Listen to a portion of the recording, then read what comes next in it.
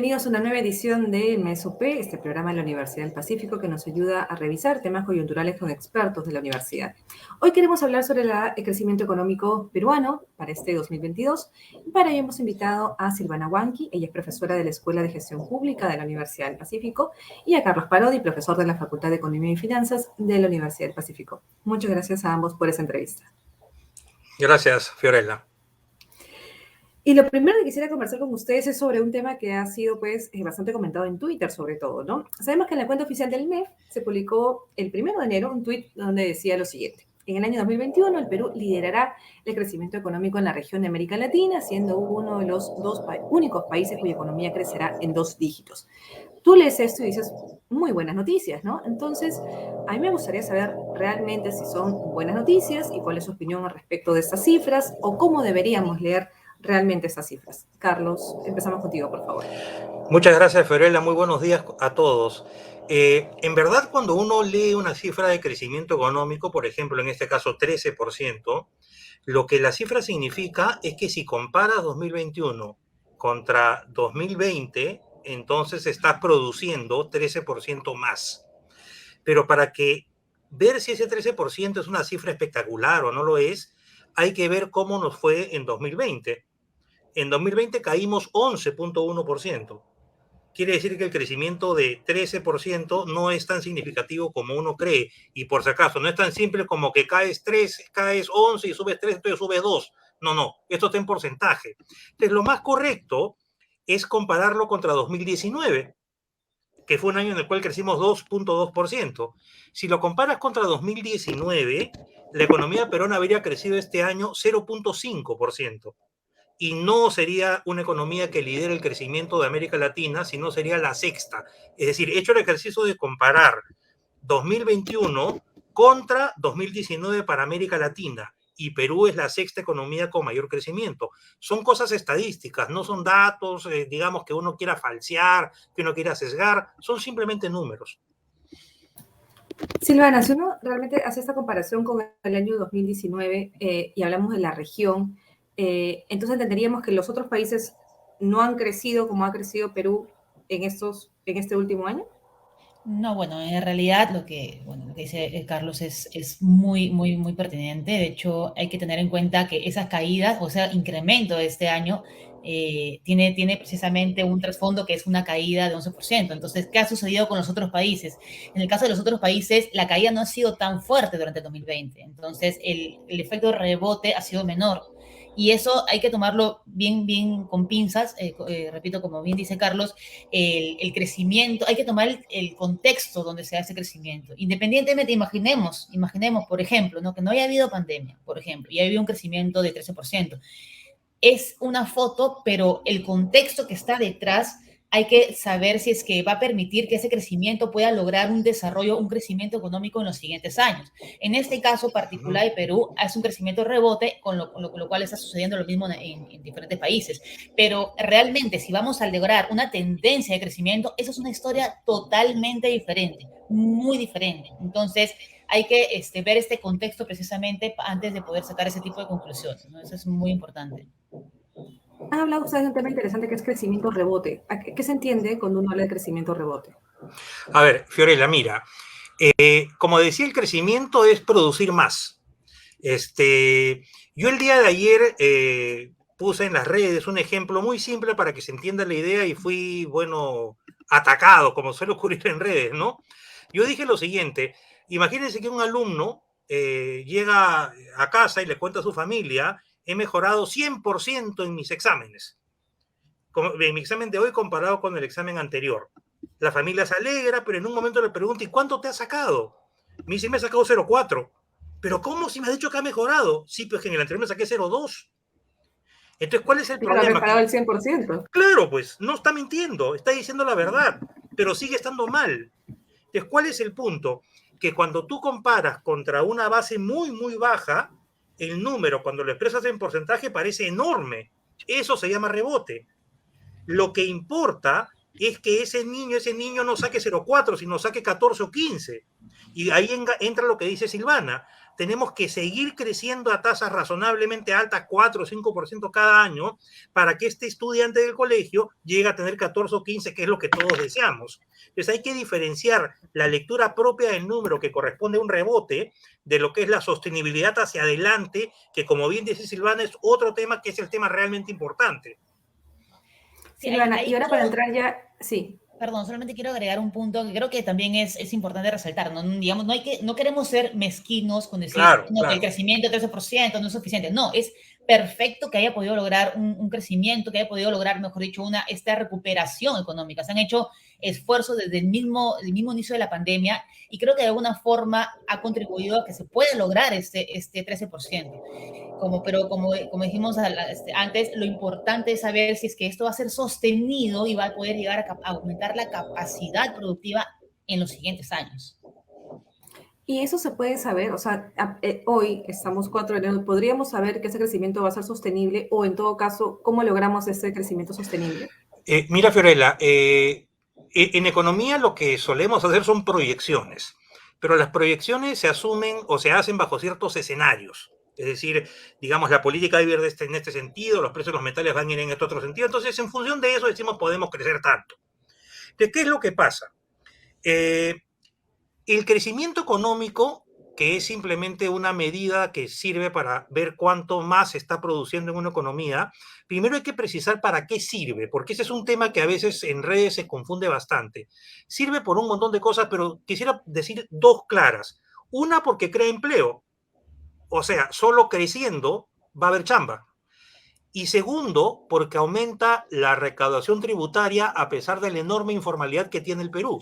Entonces el crecimiento le da la platita al gobierno para que el gobierno pueda invertir en educación, en salud, en vivienda, en que hay tanta gente vulnerable en el Perú. Entonces por eso es que necesitamos crecer. La gran pregunta, que es la que Silvana ha mencionado y que es la pregunta importante, es ¿cómo hacemos para lograr crecer de manera sostenida, digamos, entre 4 y 5% cada año en los siguientes años? Y no que sea un hipo, sino que simplemente, digamos, tenemos que buscar crecer a tasas estables a lo largo del tiempo, porque así creamos chamba, así el gobierno tiene más dinero. Y insisto en otro punto que dijo Silvana, no es que esté mal que Perú haya crecido 13%.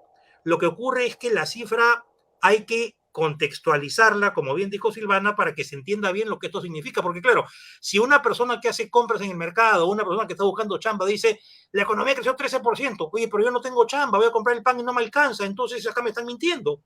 Entonces tenemos que aclarar bien el significado de la cifra. Y adicionalmente también, digamos, complementando lo que dice Carlos, respecto al crecimiento o a qué es lo que hay que hacer para lograr este crecimiento real sostenido, ahí hay un factor muy importante y eso creo que eso tiene que quedar muy claro, ¿no? El único, los agentes que realmente cargan la economía son los agentes privados. Entonces, la inversión privada, la empresa, ¿no? La empresa de todos los tamaños son los que finalmente llevan a cabo esta producción, mayor empleo, mayor ingresos, etcétera. Entonces, si hablamos, por ejemplo, de factores que pueden ser incluso hasta nominales, digamos, estamos hablando de incremento de precios en el caso de los minerales, digamos, de alguna forma, en el caso de la minería hay que tener en cuenta que empieza a crecer, pero el factor que más ha llevado este crecimiento es precios, lo cual es un tema nominal, ¿no? Entonces, ese tema hay que tenerlo también en cuenta, ¿no? En la medida de que nosotros estamos previendo que este año pueda crecer, es decir, debido a que los precios de los minerales están altos, está bien, es un factor positivo a nivel nominal. Si yo produzco un lapicero, que el lapicero cuesta $1 y mañana cuesta $2, es el mismo lapicero, es la misma mano de obra, es el mismo capital. Entonces hay que tener de diferenciar esos aspectos nominales y tratar de centrarnos en el aspecto real, en la cantidad producida. Y la única forma de lograr esto es a través de la inversión privada, que vengan empresas y que inviertan, que aparezcan nuevos restaurantes, que aparezcan nuevos hoteles, entonces todo eso es lo que genera finalmente el empleo y la cantidad, aumentar la cantidad de producción. Eso es lo que finalmente va a llegar a que los siguientes años se pueda aumentar este PBI que es un crecimiento de una forma de largo plazo, ¿no? Exacto, y complementando, sí, Carlos, Fiorella, sí, Sí, solo quería decir un tema, ¿no? Tú dices siempre el empleo y la inversión no se crea por decreto, ¿no? Es algo que te he escuchado decir, ¿no? Y como bien dice Silvana, hay que ponerle mucha atención al tema de la inversión.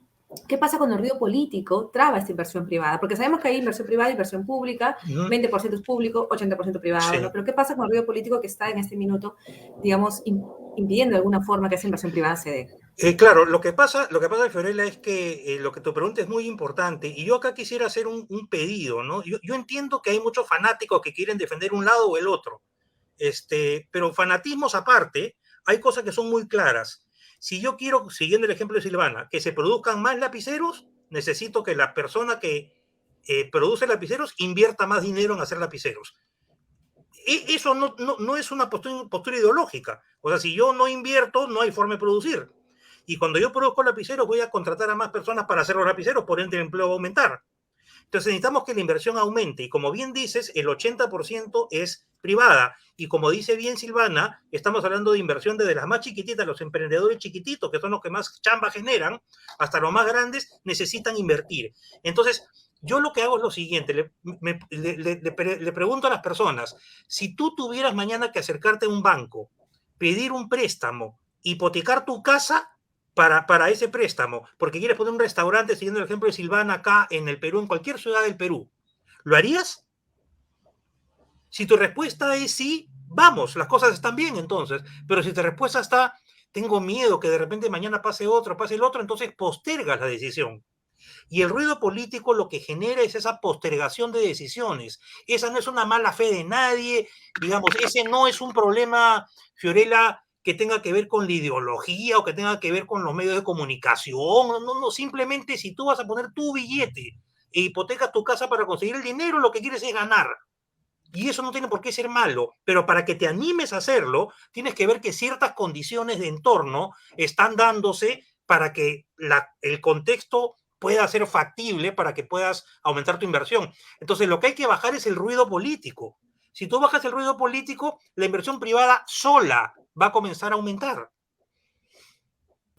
De Sí, acuerdo. adicionalmente hay un pequeño detalle también que en cuanto a las cifras, precisamente, y eso es un poco lo preocupante, es que este año la inversión va a crecer en casi 0%, es decir, Uh -huh. una inversión mínima de reposición, pero digamos la inversión privada este año va a ser muy baja, con lo Sí. cual te dice algo de lo que va a pasar en los siguientes años. Entonces, necesariamente el termómetro de ruido político de la incertidumbre que tienen las personas es precisamente la inversión, entre otras variables. Exacto, y un punto adicional, lo que dice Silvana es súper importante porque la proyección de crecimiento de inversión privada para este año es cero.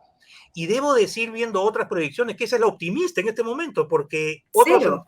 es cero, cero. Por ejemplo, ayer ha salido otra consultora hablando que la inversión privada va a caer 9% este año, otra que va a caer 7% este año. O sea, 0% parece ser en este momento el mejor escenario. Y con ese crecimiento de 0% no va a haber empleo, no va a haber más recaudación tributaria. Es decir, el país se va a empezar a quedar y demasiado. Entonces es muy importante que por el bien de la gente más vulnerable del país, por la población a la cual tenemos que cuidar, digamos, se genere el entorno para que esa inversión fluya, la chiquitita, la mediana y la grande, toda. Queda claro entonces cuál es el papel del gobierno en este minuto, ¿no? Uh -huh. Hay un tema que Silvana mencionó, que es el tema minero, la minería, Uh -huh. que está, ella muy bien lo dice, viene más un tema de precios, ¿no? Uh -huh. Ayer Carlos Casas tenía una entrevista en RPP y mencionaba que en este momento tenemos buenos precios de los minerales, ¿no? Que lo hemos tenido igual en el año 2007, entre 2012, donde hemos crecido entre Sí. 7 y 8%. La pregunta, y obviamente ya más o menos me la han contestado, es que no deberíamos aspirar a crecer en esos porcentajes como entre 2007 y 2012, porque hay otros factores como el tema de la producción, más que solo el tema de los precios, ¿no? Uh -huh. Pero ¿cómo puede ayudar el tema minero y los buenos precios que tenemos en este minuto al crecimiento económico? Silvana, si quieres puedes comenzar. A ver, claro, bueno, definitivamente el tema de la mayor producción minera, así sea por precio o así sea por cantidad, que en este caso es un factor precio, pero no significa que la cantidad no sea relevante. De una forma, Claro. precisamente el incremento de estos proyectos mineros, tenemos una cartera de proyectos de 50.000 millones de dólares que es importante explotar. Pero hoy en día el tema del factor precios es el factor que está elevando o que puede de una forma, como dicen, mover la aguja. ¿no? Es decir, aumentar la producción, ojo que es un efecto básicamente nominal, o sea, de precios, pero eso lleva a que las exportaciones se incrementen, que entren más flujos de capitales hacia el Perú, de afuera, y también, obviamente, que aumente más la recaudación tributaria, que eso precisamente pues, es lo que está financiando todos los gastos del Estado, todos los proyectos, etcétera, etcétera. Entonces, es muy importante. Estamos contando con que estos precios puedan generar esos beneficios.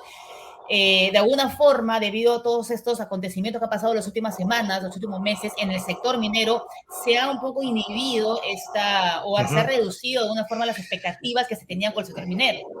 Pero hay que aprovechar, estamos en una ventana que tenemos que aprovechar en cuanto a la minería, tanto por un factor precios y tanto por la cartera de proyectos de 50.000 millones de dólares que tenemos acumulados, que creo que se pueden implementar bajo condiciones de estabilidad para que en el mediano plazo, incluso en el corto mediano plazo, pueda llegar a ser la minería un factor que puede permitir ayudar al gobierno en muchos sentidos.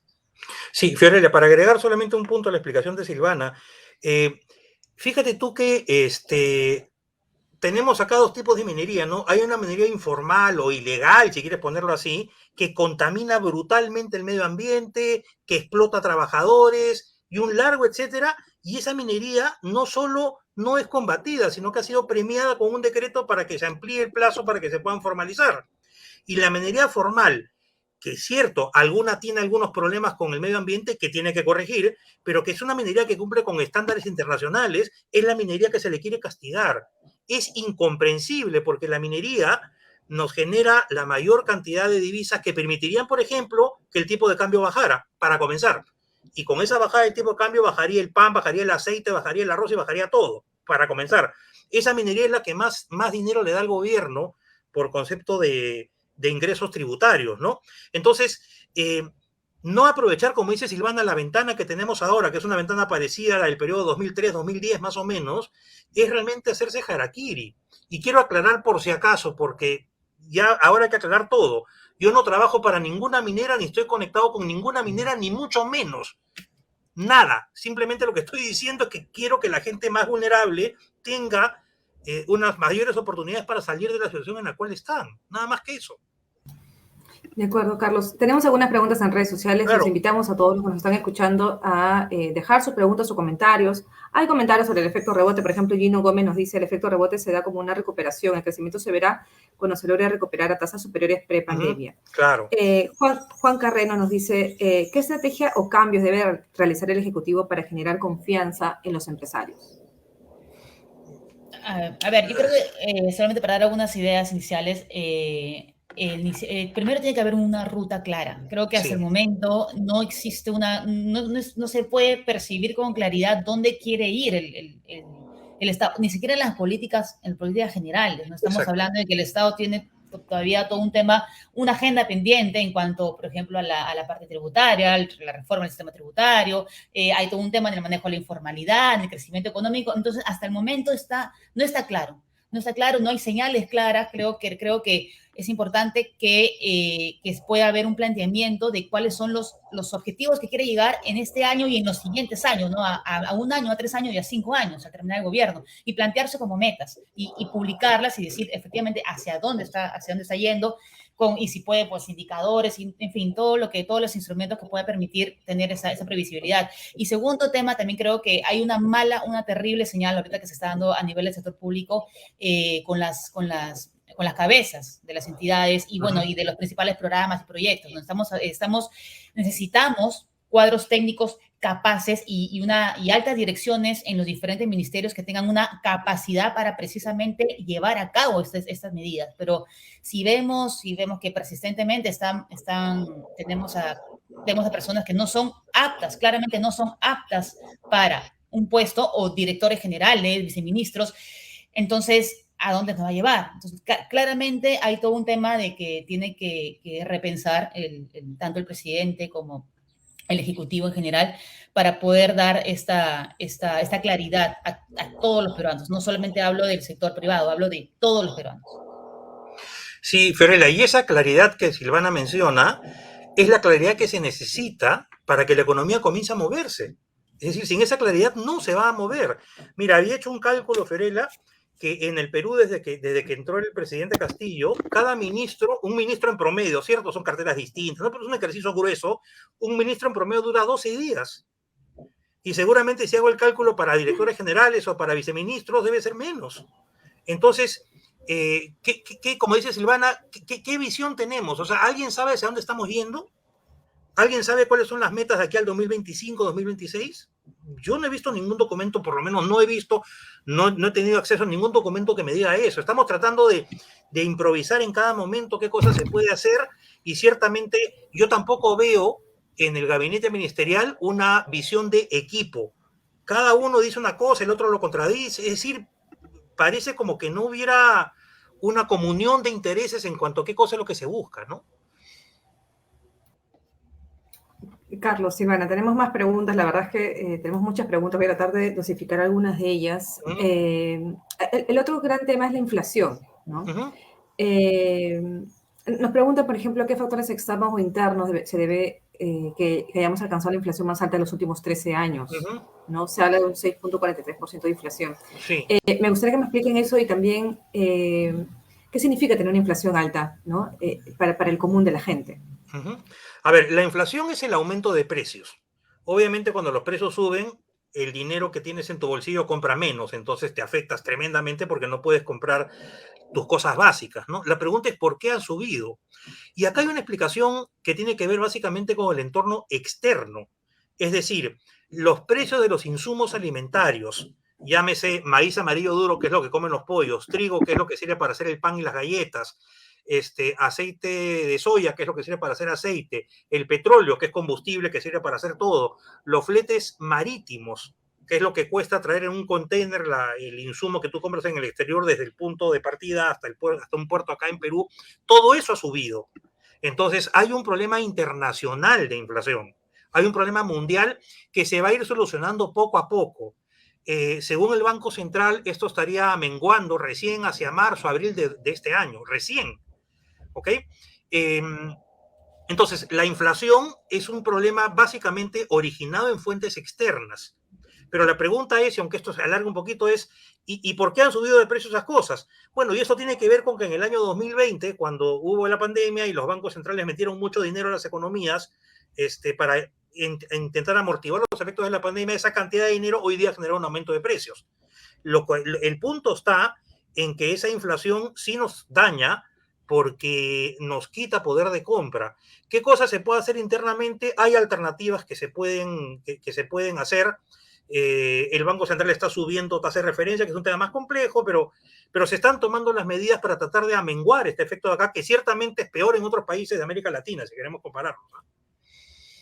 Me están preguntando también Sí, Silvana, perdón. No, un pequeño detalle también para agregar, que es pues, precisamente esta inflación, que viene a ser inflación importada, como bien ha mencionado el profesor, hay que también tomar en cuenta de que hay un efecto debido al tipo de cambio, ¿no? Entonces, el tipo de cambio está ahora en cerca de aproximadamente 4, y eso hace que estos productos se encarezcan mucho más, por lo cual también esto se traslada finalmente, o sea, sube más el costo de las empresas y finalmente se traslada a precios, y eso hace que suba la inflación. Claro, el tema del tipo de cambio, hay un factor que también se debe a factores internacionales, pero hay también un factor que es coyuntural debido precisamente a estas condiciones internas, políticas y económicas que estamos pasando.